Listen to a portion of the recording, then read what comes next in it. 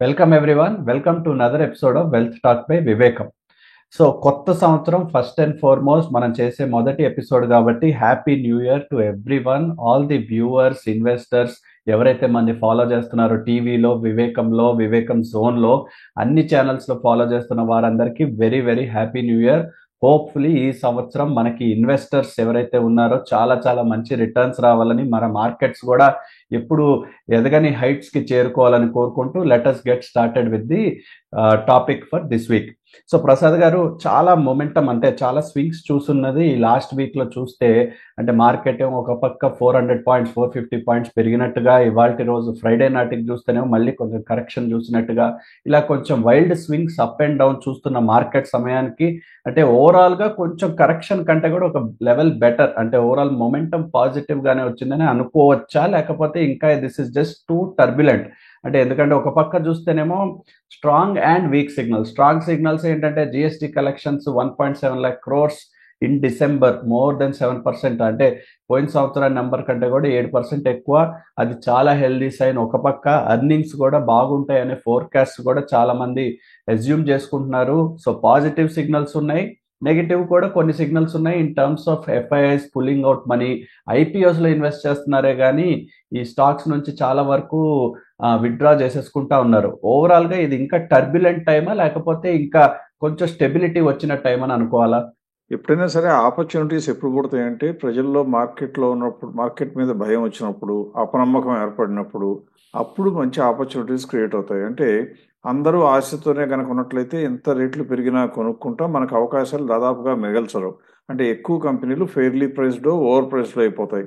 కాబట్టి అటువంటి సమయంలో వచ్చే అవకాశాల కన్నా మార్కెట్లో కొద్దిగా భయము, అనిశ్చితి ఉన్నప్పుడు వచ్చేటువంటి అవకాశాలు మనకి మంచి లాభాలు తెచ్చిపెడతాయని స్టాటిస్టికల్గా ఎన్నోసార్లు ప్రూవ్ అయింది. ఇవాళ మనం ఏం చేద్దామంటే ఊరికే స్టాటిస్టికల్గా అని చెప్పి మనం ప్రూఫ్ ఇవ్వకుండా ఉండే కన్నా కూడా మనం ఏం చేద్దామంటే ఇవాళ పరిస్థితినే గతంలో వచ్చినటువంటి అనుభవంతో కనుక కంపేర్ చేసుకుని అప్పటి నుంచి రిటర్న్స్ వచ్చాయో లేవో చూస్తే అప్పుడు ప్రతిసారి లాభాలు వచ్చాయనుకోండి. అంటే ఇటువంటి పరిస్థితి గతంలో ఉత్పన్నమైనప్పుడు ప్రతిసారి లాభాలు వస్తే ఇప్పుడు కూడా లాభాలు వస్తాయని ప్రజలు నమ్మడానికి అవకాశం ఉంటుంది, ధైర్యంగా ఇన్వెస్ట్ చేసుకోవడానికి కూడా స్కోప్ ఉంటుంది.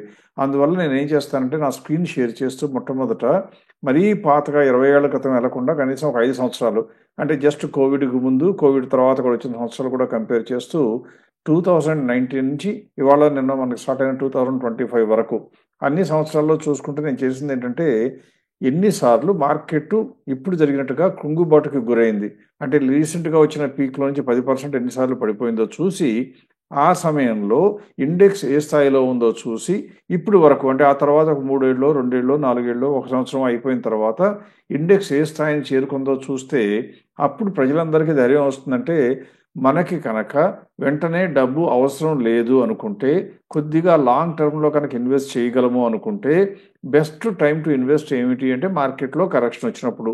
ఎందువలన అంటే మార్కెట్ మూసివేయటం జరగదు, కంపెనీలు వ్యాపారాలు చేయటం ఆపివేయబడదు, ప్రజలు కన్సంప్షన్ చేయక తప్పదు. ఇలా అన్నీ గ్యారంటీగా జరిగే సందర్భాల్లో మధ్యలో వచ్చిన టెంపరీగా వచ్చిన ఫాల్ అనేది కూడా నిలబడదు అని తెలుస్తుంది.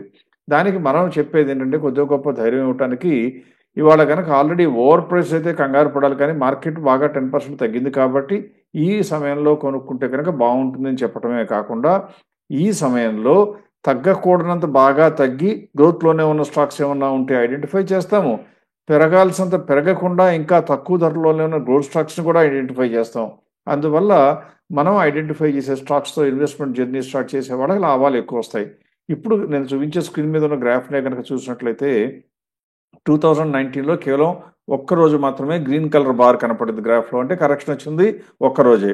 ఆ తర్వాత నుంచి చూస్తే అంటే 2019 మొదట్లో, ఆ తర్వాత చూస్తే ఒక 10 సార్లు 15 సార్లు గ్రీన్ కలర్ బార్లు కనపడుతున్నాయి. అంటే అవన్నీ కూడా మార్కెట్ రీసెంట్ పీక్లో, అప్పటికున్న పీక్లో నుంచి 10% కరెక్ట్ అయింది. అలాగే 20లో ఒకసారి కనపడింది, 21లో అయితే ఒక్క రోజు కూడా కరెక్షన్ లేదు, 22లో కూడా ఒక్క రోజు కూడా కరెక్షన్ లేదు, మళ్ళీ 23లో మాత్రం ఏమొచ్చింది, ఒకసారి మార్చిలో 10% కరెక్షన్ వచ్చింది. ఇప్పుడు మీరు ఈ గ్రాఫ్ మొత్తాన్ని చూస్తే ఏ లెవెల్లో ఉందో కనుక ఒకసారి మనం పరిశీలనగా ట్రై చేసినట్లయితే మనకు కనపడేది ఏంటంటే 2019లో కరెక్షన్ వచ్చినప్పుడు మార్కెట్ ఏ స్థాయిలో ఉంది? 10,652 ఉంది. 19 తర్వాత 20, 21 ఇప్పుడు దాదాపుగా 5 సంవత్సరాలు అయిపోయింది అనుకోండి. 2025 బిగినింగ్లో ఉన్నాం కాబట్టి ఈ బిగినింగ్లోకి వచ్చేటప్పటిగా 10,000 ఉన్న ఇండెక్స్ కాస్త మధ్యలో 16,700కి వెళ్ళినా కానీ ఇప్పుడు ఎంతకు వచ్చింది? 25,000కి దాదాపు 24,000కి చేరింది. అంటే 5 సంవత్సరాల్లో ఓపిక పెట్టి ఇన్వెస్ట్ చేసుకుంటే మీకు వచ్చిన రిటర్న్ ఎంత?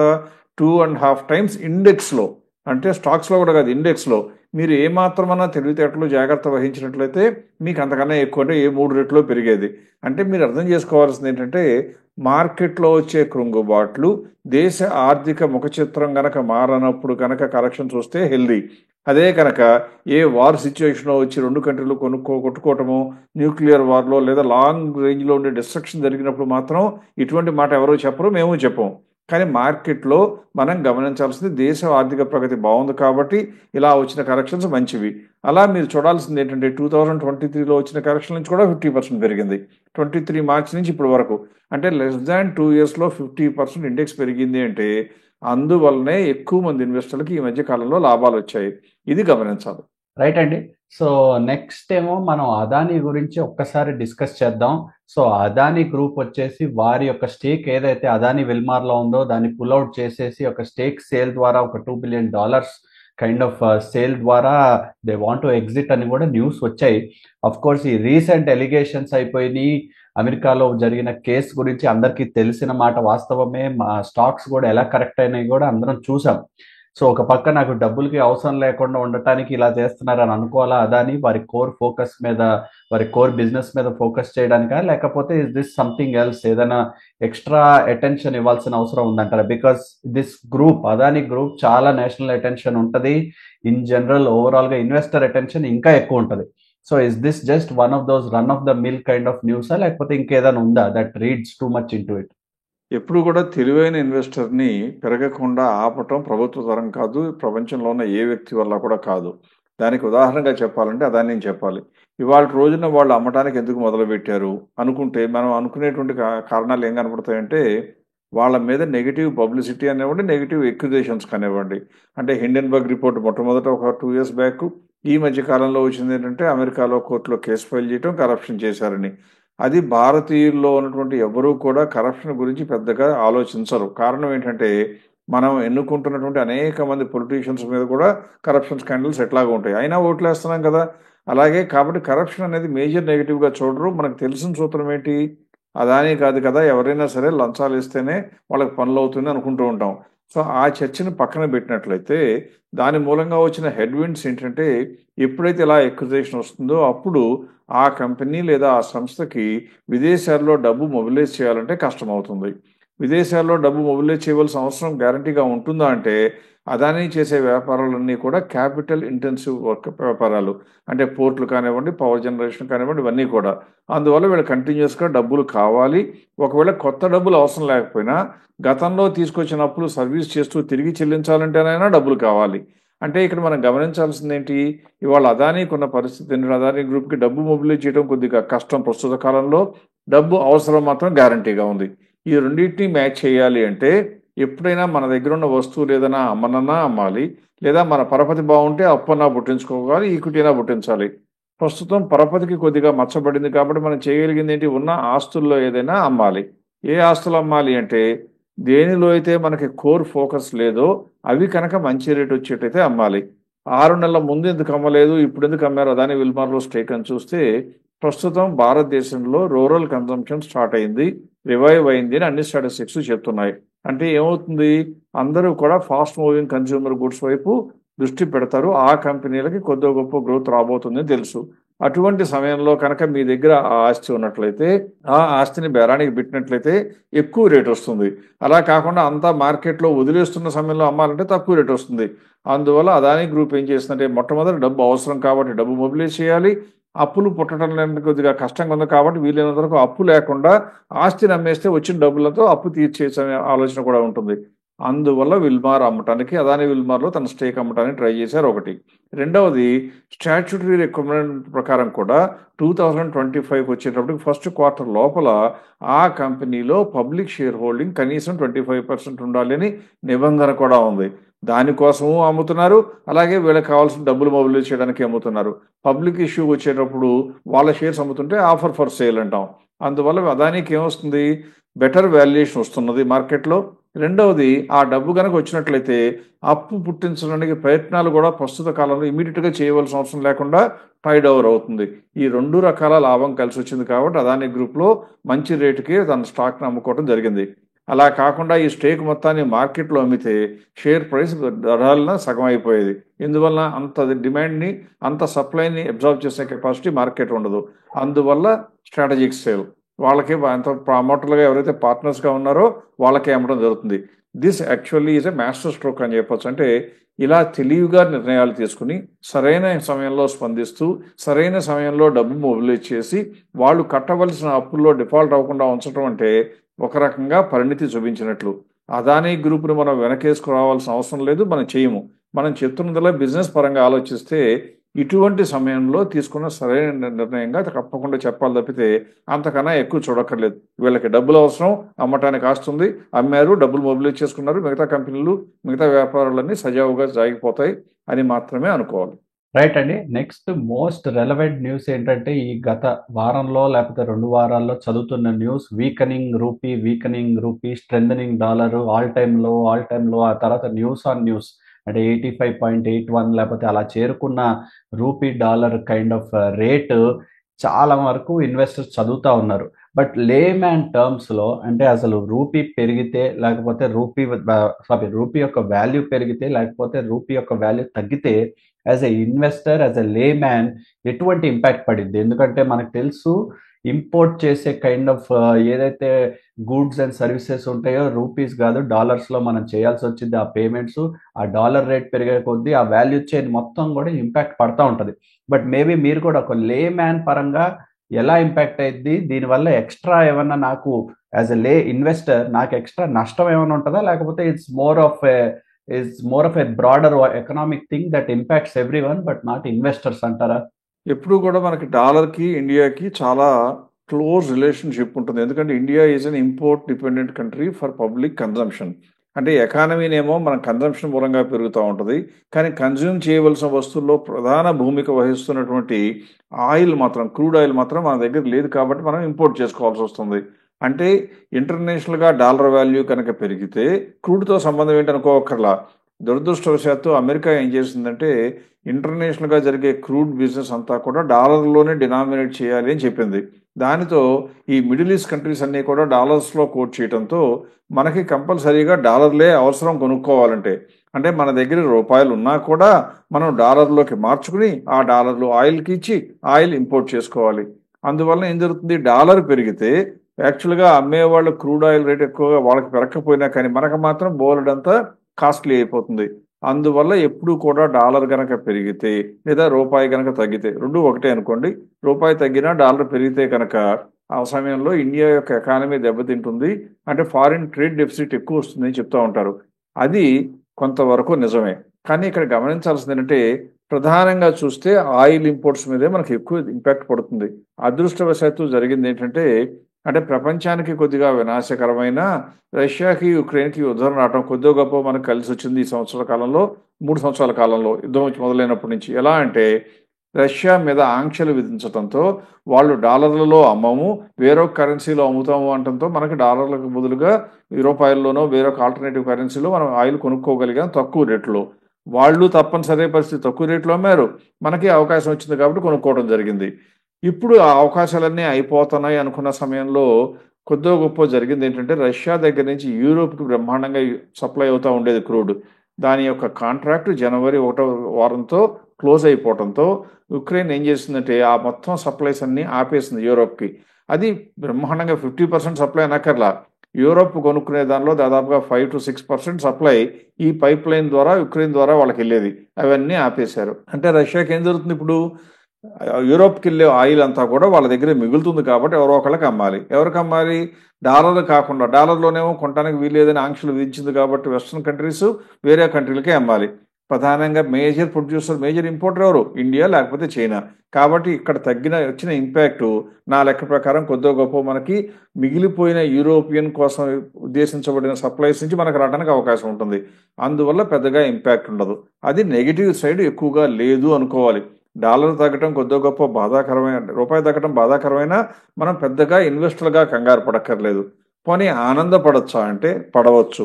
ఎందువల్లనంటే మనం ఎక్స్పోర్ట్ చేసే వస్తువులు లేదా సర్వీసెస్ కనుక ఉంటే వాటికి వచ్చే డాలర్లకి ఏ మాత్రం ఏ ఆంక్షలు ఉండవు. అందువల్ల ఏం జరుగుతుంది? మనం అమెరికాకో లేకపోతే యూరోప్కో జపాన్కో లేకపోతే ఆస్ట్రేలియాకో ప్రొడ్యూస్ చేసి ఇస్తున్న సాఫ్ట్వేర్ సర్వీస్ అన్నీ కూడా డాలర్లో వస్తాయి కాబట్టి మనకి దానిలో మాత్రం ఏమీ ఇంపాక్ట్ లేదు. అంటే ఏం జరుగుతుంది? నిన్నటి వరకు మనం $1 తెచ్చుకుంటే $83 వస్తుంటే రేపటి నుంచి $86 వచ్చినాయి అనుకోండి. అంటే నెట్ ప్రాఫిట్ లెవెల్లో మన ఖర్చులు అన్ని రూపాయల్లోనే ఉన్నాయి. నెట్ ప్రాఫిట్ లెవెల్లో ఏకంగా 4% పెరిగిపోతుంది. 4% కనుక పెరిగింది అంటే అర్థం ఏంటంటే సాఫ్ట్వేర్ ఇండస్ట్రీలో ఎక్కువ కంపెనీలు దాదాపుగా 20, 25, 30, 35 PE రేషియోలు ఉంటాయి కాబట్టి 4% పెరిగింది అంటే ప్రాఫిట్ ఆటోమేటిక్గా ఏం జరుగుతుంది? దానికి 20 టైమ్స్ కనుక ప్రైస్ పెరగాలి అంటే దాదాపుగా ప్రైస్ మొత్తం డబల్ కూడా అవడానికి అవకాశం కనపడుతుంది. అంత పెరుగుద్దని చెప్పడం లేదు కానీ అవకాశం ఉంటుంది. అందువల్ల టాప్ లైన్ పెరగకపోయినా బాటమ్ లైన్ పెరిగే అవకాశాలు చాలా అరుదుగా వస్తూ ఉంటాయి. అందువలన సాఫ్ట్వేర్ ఇండస్ట్రీకి బ్రహ్మాండంగా ఉంటుంది. కాబట్టి సాఫ్ట్వేర్ ఇండస్ట్రీకి వచ్చే లాభం ఎక్కువ, ఆయిల్ మనకి కంట్రీకి వచ్చే ఎకానమీకి వచ్చే దెబ్బ లేదు అని చెప్పడం తక్కువ. అందువల్ల this is net to net చూస్తే ఇన్వెస్టర్లకు మంచిది, దేశానికి తక్కువ ఇంపాక్ట్, తక్కువ నెగటివ్ ఇంపాక్ట్ పడుతుందని మాత్రమే చెప్పాలి. రైట్ అండి. With that I hope investors viewers కూడా కొంచెం క్లారిటీ వచ్చింది. అంటే లేమ్యాన్ పర్స్పెక్టివ్ లో మనకి ఎలా ఇంపాక్ట్ పడిద్ది అనేది ఈ రూపీ ఫాల్ గురించి అఫ్ కోర్స్ ప్రసాద్ గారు పూర్తిగా క్లారిటీ ఇచ్చారు. సో నెక్స్ట్ ఎకానమీ అసలు ఎలా ఉంది అనేది ఒక బెరామీటర్ అని చెప్తా ఉంటారు usually automobile sales, automobile activity. చూస్తేనేమో డిసెంబర్లో పికప్ అయినట్టుగా నెంబర్స్ కూడా డిక్లేర్ చేస్తున్నారు. ఒక పక్క చూస్తే కూడా పిఎల్ఐ అంటే ప్రొడక్షన్ లింక్డ్ ఇన్సెంటివ్స్ లో టాటా మోటార్స్ ఇంకా అదర్ కంపెనీస్ కూడా అరౌండ్ 250 crores వరకు అనౌన్స్ చేసింది గవర్నమెంట్ ఇన్సెంటివ్స్ వస్తాయని. సో ఒక పక్క కన్జంప్షన్ పెరిగింది, ఆటోమొబైల్ పర్చేసింగ్ నెంబర్స్ కూడా పెరిగాయి, విచ్ ఇస్ అ బెరామీటర్ అంటే లీడింగ్ ఇండికేటర్ ఆఫ్ ఎకానమీ అంటా ఉంటాం యూజువల్ గా. సో ఎకానమీ ఇదేమో నెంబర్స్ ఏమో పెరిగినాయి, అదే సమయంలో ఈ కంపెనీస్ యొక్క ప్రాఫిట్స్ కాదు కానీ కొంచెం టాప్ లైన్ లో కొంచెం గ్రోత్ వచ్చే అవకాశాలు ఇన్సెంటివ్స్ వల్ల కూడా తెలుసుకున్నాం. ఓవరాల్ గా ఈ నెంబర్స్ అన్ని కలెక్టివ్ గా చూస్తే economy is it back on track అని చెప్పుకోవాలి. ఎందుకంటే జీడిపి కూడా మనకు తెలుసు ఈ లేటెస్ట్ క్వార్టర్ కొంచెం తగ్గినట్టు నెంబర్స్ కూడా డిక్లేర్ చేయబడ్డాయి. But still government is very bullish that వచ్చే క్వార్టర్ లో మన GDP will be back on track అని. సో ఇవన్నీ తీసుకుని ఈ ఇండికేటర్స్ చూసి కొంచెం పాజిటివ్ గా ఉండొచ్చని అనుకుంటారా? అనుకుని తీరాలి. మొట్టమొదటేమో ఆశతోనే జీవనం సాగించాలి. రెండవది అన్ని అవకాశాలు, అన్ని పరిస్థితులు మనకు అనుకూలంగానే ఉన్నాయి దేశానికి. ఎందుకంటే ప్రభుత్వం ఎప్పుడు కూడా కంట్రీలో ఎకానమీని కిక్ స్టార్ట్ చేయాలన్నా, స్పీడప్ చేయాలన్నా ప్రభుత్వం ఖర్చులు పెంచాలి. అంటే ప్రభుత్వం క్యాపిటల్ అసెట్స్ బిల్డ్ చేయాలి, క్యాపెక్స్ పెంచాలి. అలా చేయాలి. అలా చేయాలంటే ప్రభుత్వం దగ్గర డబ్బులు ఉండాలి. డబ్బులు ఉండాలి అంటే ఏమొస్తుంది? ట్యాక్స్ కలెక్షన్లు వస్తున్నాయో లేదో చూడాలి మనం. ప్రభుత్వానికి నువ్వు ఆల్రెడీ వాళ్ళ ఇంట్రొడక్షన్లో చెప్పినట్లుగా జిఎస్టీ కలెక్షన్స్ బ్రహ్మాండంగా పెరుగుతూనే వస్తున్నాయి. 1.77 lakh crores ఇన్ 1 month వస్తుంది అంటే ఆటోమేటిక్గా సంవత్సరం మొత్తం మీద వచ్చి ఉంటుంది, విపరీతంగా వస్తుంది. పైగా ఇంకొకటి గమనించాల్సింది ఏంటంటే ఈ సంవత్సరంలో జరిగినటువంటి జనరల్ ఎలక్షన్లు, తర్వాత స్టేట్ ఎలక్షన్ల మూలంగా ప్రభుత్వ పరంగా చేయవలసిన ఖర్చులు పాలసీ పరంగా నిబంధనలు రావడంతో, అడ్డం రావడంతో ఖర్చు పెట్టలేక చాలా తక్కువ ఖర్చు పెట్టారు. ఉదాహరణకి ఎంఎస్ఎంఈల మీద ఖర్చు పెట్టవలసిన బడ్జెట్లో ప్రొవైడ్ చేసిన 20% ఖర్చు పెట్టారు. అలాగే మనకి జలశక్తి మిషన్ అంటామంటే ఇరిగేషన్ మీద పెట్టాల్సిన దానిలో చూస్తే 34% పెట్టారు. ఎంత? ఆల్రెడీ 9 నెలలు అయిపోయినాయి దాదాపుగా డిసెంబర్కి. నేను చెప్పేది స్టాటిస్టిక్స్ నవంబర్ వరకు, డిసెంబర్ కూడా అయిపోయింది. అంటే ఏం జరుగుతుంది? ప్రభుత్వం దగ్గర అలాట్ చేసిన డబ్బులే బోల్డంత ఉన్నాయి, ఆల్రెడీ డబ్బులు బ్యాంకులో కూడా బోల్డంతా మూలుగుతానే ఉన్నాయి ప్రభుత్వం దగ్గర. అందువల్ల ఈ నెక్స్ట్ 3 monthsలో అవన్నీ కూడా ఖర్చు పెంచి 70-80 దాదాపు 100% రాలేకపోయినా 80%కైనా వస్తారు. అంటే అలా కనుక జరిగితే ఇప్పటి వరకు 30% ఖర్చు పెడితే 80%కి చేరాలి అంటే ఇంకా 50% ఖర్చు పెట్టాలి. అంటే ఇరిగేషన్లో ఎక్కువ, ఎంఎస్ఎంఈలకు ఎక్కువ, అలాగే రకరకాలటువంటి డెఫిసిట్ ఏరియాలన్నిటికీ కూడా ఎక్కువ ఖర్చు పెట్టాలి. అలా గనక జరిగితే కంట్రీలో మనీ సప్లై విపరీతంగా దుర్లభం తిరగడంతో బోలెడంత యాక్టివిటీ స్టార్ట్ అవుతుంది. అంటే జీడిపి పరుగులు పెట్టడం ఖాయం మార్చ్ క్వార్టర్లో. అది డిసెంబర్లోనే కొద్దిగా మొదలుపెట్టారు కాబట్టి డిసెంబర్ క్వార్టర్కి జీడిపి నెంబర్ రాగానే బాగుంటుందని చీఫ్ ఎకనామిక్ అడ్వైజర్ చెప్పారు, నిర్మలా సీతారామన్ చెప్పారు. అనేక రీసెర్చ్ సంస్థలు కూడా డిసెంబర్ క్వార్టర్ వచ్చేటప్పటికి సెప్టెంబర్లో వచ్చిన 5.4 కన్నా ఎక్కువ ఉండి 6% ఉంటుందని చెప్పడం, సంవత్సరం మొత్తాన్ని చూస్తే 6.5% వరకు ఉంటుందని కూడా చెప్తున్నారు. అందువల్ల నెక్స్ట్ 3 monthsలో రివైవ్ అవ్వక తప్పదు. ఇక్కడ మనం గమనించాల్సింది ఏంటంటే, నువ్వు చెప్పిన ఉదాహరణ చాలా కరెక్టు. ఎప్పుడు కూడా ఈ ప్రపంచంలో ఏ మూల చూసినా ఏ దేశంలోనైనా ఎకానమీ రివైవ్ అవ్వడానికి ఫస్ట్ ఇండికేషన్ ఏమొస్తుందంటే ఆటో సేల్స్ పెరుగుతాయి. అంటే ఆటో అనగానే ఓన్లీ 4 వీలర్స్ లేకపోతే కమర్షియల్ వెహికల్స్ కాదు, 2 వీలర్స్ కూడా అవే. 2 వీలర్స్ కానివ్వండి, ఆటోమొబైల్ కనుక పెరుగుతుంది అంటే కారణం ఏంటంటే ప్రజలకి వాళ్ళ జీవితం మీద నమ్మకం పెరగటం, అవసరం కోసం సౌలభ్యం కోసం వాహనాలు కొనుక్కోవటం. అలా కనుక జరిగింది అంటే ఎకానమీ మొత్తం పాజిటివ్ సైన్ వస్తుంది. అందువల్ల డిసెంబర్ నెలలో సేల్స్ పెరగటం, అలాగే క్వార్టర్ మొత్తం చూస్తే కూడా కొద్ది గొప్ప ఇంప్రూవ్మెంట్ రావటం. అంతకుముందు విపరీతంగా స్టాకులు పెరిగిపోయే డీలర్ల దగ్గర ఉన్న వాళ్ళందరూ తగ్గి బ్రహ్మాండంగా డిస్పాచెస్ ఇస్తున్నారు మ్యానుఫ్యాక్చరర్స్ అని చెప్పిన ఇవన్నీ కూడా గుడ్ సైన్స్. ఈ సమయంలో మనం చూడాల్సింది ఏంటంటే ఆటోమొబైల్ సెక్టర్ బాగుంటుంది. దాంతోపాటు వైట్ గూడ్స్ అంటే ప్రజల దగ్గర కొద్దిగా డబ్బులు ఎక్కువ చేరితే వాళ్ళు చేసేది ఏంటి, సౌకర్యానికి పెద్ద పెట్టేస్తారు. అంటే రెఫ్రిజిరేటర్లు, వాషింగ్ మెషిన్లు, గ్రైండర్లు, మిక్సర్లు ఇటువంటి వైట్ గూడ్స్ అన్నీ కూడా కొనుక్కోవడానికి ప్రయత్నిస్తారు. దీనితో పాటు ఇంకొక హెల్దీ సైన్ ఏం జరిగిందంటే ఇండియాలో ఈ క్వార్టర్లో డిసెంబర్లో చూస్తే ఎంప్లాయ్మెంట్ జనరేషన్ బ్రహ్మాండంగా జరిగిందని స్టాటిస్టిక్స్ వస్తున్నాయి. అంటే అర్థం ఏంటి, ఎక్కువ మందికి జీవనోపాధి దొరికితే వాళ్ళ ఖర్చులు కూడా మళ్ళీ కన్సంప్షన్ పెరుగుతుంది. ఓవరాల్గా కంట్రీ కన్సంప్షన్ బేస్డ్ కాబట్టి ఇది పెరిగి ఎంఎస్ఎంఈలకి గవర్నమెంట్ దగ్గర నుంచి రాబోయే ఖర్చులు సపోర్టు పెరిగి, అలాగే ఇరిగేషన్ మీద ఖర్చు పెరిగి, వ్యవసాయం మీద కొద్దిగా గొప్ప ఫోకస్ ఇచ్చిన ఈ సమయంలో పబ్లిక్లో అంటే రూరల్ పబ్లిక్లో కొద్దిగా middle income, lower middle income ఉన్న వాళ్ళందరికీ కొద్దిగా గొప్ప ₹4 ఎక్కువ చేరితే కన్సంప్షన్ పెరుగుతుంది. కాబట్టి ఇండియన్ ఎకానమీ రివైవ్ కాకుండా ఆపటం బహుశా కష్టం. అందువల్ల ఇవన్నీ చూస్తే మనం ఈరోజు ఏం చేద్దామంటే మనం మాట్లాడినటువంటి 3 ఇండస్ట్రీలు ఏమేంటవి, ఒకటి ఆటోమొబైల్స్ లేదా వైట్ గూడ్స్, అలాగే ఇంకోటి ఏంటి చూడాలి మనం ఎఫ్ఎంసీజీ. ఎందువల్ల ఎఫ్ఎంసీజీ చెప్తున్నాను, రూరల్ కన్సంప్షన్ పెరిగితే అందరూ హెల్దీ ఫుడ్ తినడానికి ట్రై చేస్తారు. హెల్దీ ఫుడ్ అంటే బ్రాండెడ్ ఫుడ్ తినడానికి ట్రై చేస్తారు. కాబట్టి ఆ ఎఫ్ఎంసీజీ కూడా చూస్తే ఆ ఇండస్ట్రీస్ మూడిట్లో అంటే ఆటోమొబైల్, ఎఫ్ఎంసీజీ, అలాగే వైట్ గూడ్స్ ఇలాంటి ఇండస్ట్రీస్ అన్నీ కూడా కలిపి చూసి అందులో ఏమేమి బాగున్నాయో చూడటానికి ప్రయత్నం చేద్దాం. అంటే కొద్దిగా గొప్ప రీజనబుల్గా పెద్ద క్యాపిటల్ ఉన్న కంపెనీలు, పెద్ద మార్కెట్ క్యాప్ ఉన్న కంపెనీలు, అందులో కనీసం 30% గ్యాప్ ఉన్నాయి చూస్తే మనం సెప్టెంబర్ రిజల్ట్స్ ఆధారంగానే చెప్తున్నాం. అందువల్ల మళ్ళీ ఒకసారి నా యొక్క రిక్వెస్ట్, కొద్దిగా గొప్ప వార్నింగ్ ఏంటంటే ఇవాళ మనం చెప్పబోయే స్టాక్స్ రిజల్ట్స్ వచ్చిన తర్వాత ఖచ్చితంగా మీరు అందరూ చెక్ చేసుకోవాలి. చెక్ చేసుకోవాలి అంటే మీరు ఖచ్చితంగా మీకు తెలిసినటువంటి రీసెర్చ్ అయినా చేయాలి, లేకపోతే మేము చెప్పాం కాబట్టి మాతోనన్నా మీరు సంప్రదించి ఇంకా కంటిన్యూ చేయొచ్చో లేదో కనుక్కునే వెసులుబాటు మీకు ఉండాలి. అది ఉన్నప్పుడు మాత్రమే ఇది ఫాలో అవ్వాలి. ఇప్పుడు నేను స్క్రీన్ మీద మీ అక్కడ ఉన్నటువంటి నా అంచనా ప్రకారం స్కోప్ ప్రకారం ఆలోచిస్తే ఏమేమి కంపెనీ మంచిగా చూపిస్తున్నాను. మొట్టమొదటి ఎఫ్ఎంసీజీ నుంచి గాడ్రేజ్ కన్జ్యూమర్ ప్రొడక్ట్స్ చూస్తే దానికి లాభం తగ్గింది, క్వార్టర్లో బాగా తగ్గింది, కానీ ప్రైస్ కూడా తగ్గింది.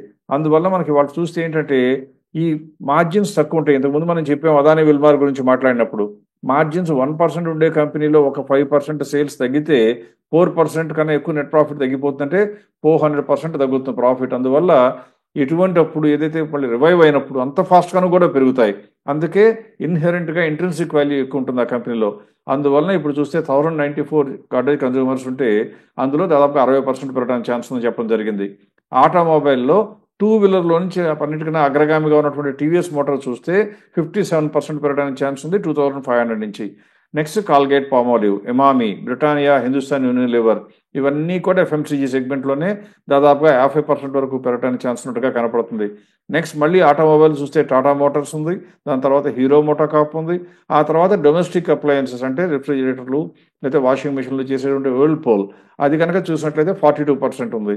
నెక్స్ట్ మళ్ళీ డాబర్, ఆ తర్వాత బజాజ్ ఆటో, తర్వాత టాటా కన్స్యూమర్. ఇలా ఇవన్నీ కూడా కొనుక్కోవటానికి మంచి అందుబాటులో 30% కన్నా గ్యాప్ ఎక్కువ ఫెయిర్ ప్రైస్ ఉంది. అంటే అన్ని ఇండస్ట్రీస్ రాబోయే రోజుల్లో ప్రాస్పెక్ట్స్ బాగుంటాయి. అందువల్ల ఇవన్నీ కొనుక్కోవటం మంచిది. మళ్ళీ గుర్తుంచుకోండి, రిజల్ట్స్ వచ్చిన తర్వాత మాత్రం చెక్ చేసుకోవాలి. ఇందులో ఏదైనా కంపెనీ కనుక తప్పటడుగులు వేసి ఈ క్వార్టర్లో డిసెంబర్ క్వార్టర్లో కనుక ఆశాజనకమైన ఫలితాలు ఇవ్వకపోతే దాన్ని వెంటనే అమ్మేసుకునే తెగింపు ఉన్నప్పుడు మాత్రమే ఇటువంటివి కొనుక్కోవాలి. లేకపోతే మాత్రం కొద్దిగా జాగ్రత్తగా ఉండటం మంచిది. రైట్ అండి. విత్ దట్ మనం ఈ వారం కంక్లూడ్ చేద్దాం. వచ్చే వారం స్పెషల్గా Nifty mid cap, Nifty index compare చేసి ఏ టైంలో ఎటువంటి సిచ్యువేషన్లో ఎక్కడ ఇన్వెస్ట్ చేయడం కరెక్ట్ అనే దాని గురించి స్పెషల్ ఫోకస్ చేయడం కాకుండా, ప్రసాద్ గారు ఇందాక చెప్పారు మన కన్జంప్షన్ ఎకానమీలో న్యూస్ అండ్ ఆటోమొబైల్ సెక్టర్ పరంగా ఈ ఫ్యాక్టర్స్ అన్నీ వస్తే బుల్లిష్ అని, దేర్ ఆర్ గుడ్ సైన్స్ అని. దీనికి ఇంకా అడిషనల్ బూస్ట్గా వచ్చేసి ఈ లేటెస్ట్ ఏదైతే బడ్జెట్ ఉందో దానిలో ఇన్కమ్ ట్యాక్స్ గురించి కూడా మేబీ దాని గురించి కొంచెం డిస్కషన్స్ జరుగుతున్నాయి. ఏదన్నా కొంచెం బూస్ట్ ఇద్దామని ఈ మిడిల్ క్లాస్ సెక్టర్లో కొంచెం రిలాక్సేషన్ ఇచ్చే ఉద్దేశం కూడా ఉందని కూడా డిస్కస్ చేస్తూ ఉన్నారు. Of course nothing is out yet, nothing is confirm. But ఇటువంటి టాపిక్స్ని కూడా కవర్ చేసే ప్రయత్నం చేసి, అలా అయితే గనక ఎటువంటి సెక్టర్స్కి కూడా స్కోప్ ఉంటుందో కొంచెం కవర్ చేసే ప్రయత్నం చేద్దాం. Till then keep watching, see you again next week.